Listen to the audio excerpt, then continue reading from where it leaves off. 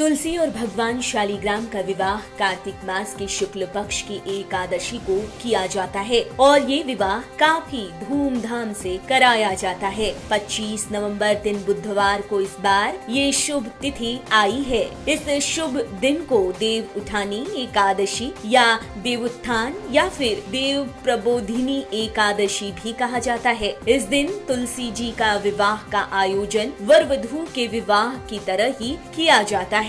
जैसे कि एक हिंदू रीति रिवाज में विवाह किया जाता है, तुलसी के पौधे का श्रृंगार एक दुल्हन के जैसा किया जाता है और मंगल गीत गाए जाते हैं। तुलसी विवाह करने से कन्यादान के बराबर के फल की प्राप्ति होने के बारे में बताया गया है। तुलसी विवाह के बारे में और विस्तार से जाने उससे पहले अगर आपने हमारा चैनल सब्सक्राइब नहीं किया तो जल्द कर लें। बेल आइकॉन दबाना बिल्कुल न भूलें। वीडियो पसंद आए तो लाइक करें, कमेंट करें और शेयर करें। तुलसी विवाह के साथ ही मंगल कार्य शुरू हो जाता है। जो व्यक्ति कन्या सुख से वंचित हो उन्हें जरूर तुलसी विवाह कराने के बारे में कहा गया है, जिससे कि वो कन्यादान का फल पा सके। तुलसी विवाह के लिए कई लोग कार्तिक की शुक्ल पक्ष की नवमी तिथि को सही मानते हैं, पर कुछ एकादशी से पूर्णिमा तक तुलसी पूजन करते हैं और फिर 5वें दिन तुलसी जी का विवाह करते हैं, यानी कि पूर्णिमा के दिन। अब जान लेते हैं तुलसी विवाह का शुभ मुहूर्त। 25 नवंबर दिन बुधवार को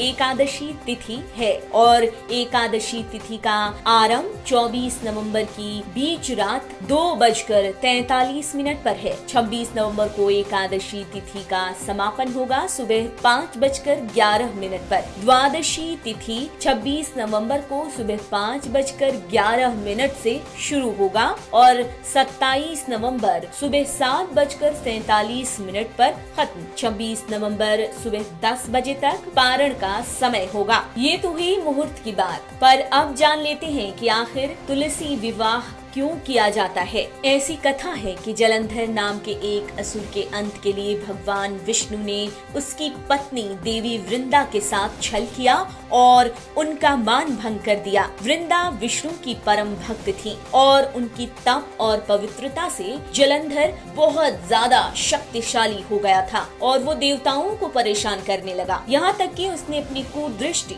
माता पार्वती पर भी डाल दी। जलंधर शिव जी का ही पुत्र था। जलंधर के अंत के लिए भगवान विष्णु ने जलंधर का रूप धारण कर देवी वृंदा का सतीत्व भंग कर दिया। ऐसे में असुर जलंधर की शक्ति खत्म हो गई और उसका अंत हुआ। जब वृंदा को विष्णु जी के सच का पता चला तो उसने विष्णु को पत्थर बन जाने का श्राप दे दिया। फिर क्या था, विष्णु जी उसी क्षण काले पत्थर में बदल गए। इसी पत्थर को शालिग्राम कहा जाने लगा। भगवान जब पत्थर के हो गए तो ब्रह्मांड में प्रलय जैसी स्थिति पैदा हो गई और देवताओं के साथ ही देवी लक्ष्मी ने विष्णु जी को श्राप मुक्त करने का देवी वृंदा से अनुरोध किया। ऐसे में विष्णु को वृंदा ने शाप से मुक्त तो कर दिया, लेकिन खुद को अग्नि को समर्पित कर दिया। वृंदा के भस्म से एक पौधा उग आया जिसे तुलसी कहा जाने लगा। तभी विष्णु जी ने तुलसी जी से कहा कि मैं तुम्हें हमेशा अपने सिर पर धारण करूंगा। तुम देवी लक्ष्मी की तरह ही